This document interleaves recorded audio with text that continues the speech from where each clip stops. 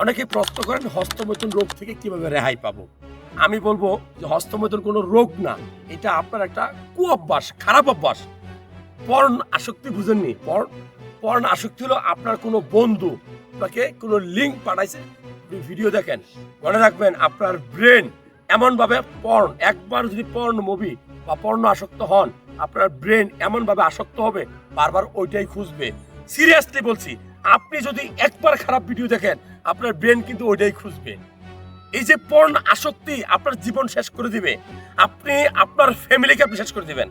আপনি না করবেন বিয়া, আর বিয়া করলে আপনি আপনার সন্তান জন্ম দিতে পারবেন না। কারণ কি? আপনার তোর সংসার ভালো লাগবে না, আপনার ওয়াইফ তো থাকবে না। কারণ কি?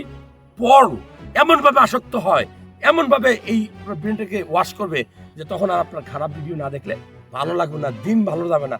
আর যখন আপনি খারাপ ভিডিও দেখবেন, দেখবেন যে কোন মানুষগুলো আক্রান্ত হয় জানেন? ওই যে আপনি আপনার ছেলে মেয়েকে কম বয়সে স্মার্টফোন কিনে দিয়েছেন। মনে রাখবেন, আপনি দিয়েছেন পড়াশোনা করার জন্য, কয়েকদিন পড়াশোনা করবে, হঠাৎ করে কিন্তু সেই পর্ন মুভিতে আক্রান্ত হবে, পর্ন ছবিতে আক্রান্ত হবে। একবার যদি আক্রান্ত হয় আপনার বাচ্চা কাচ্চা শেষ, আমি গ্যারান্টি দিব। মনে রাখবেন, এই পর্ন আসক্তি থাকলে আপনি হস্তমৈথুন জিন্দিগি তো ছাড়তে পারবেন না। হস্তমৈথুন ছাড়তে হলে আপনাকে পর্ন আসক্তি থেকে বেরিয়ে আসতে হবে, খারাপ ভিডিও দেখা থেকে বেরিয়ে আসতে হবে। আপনাকে 5 ওয়াক্ত নামাজ পড়া উচিত।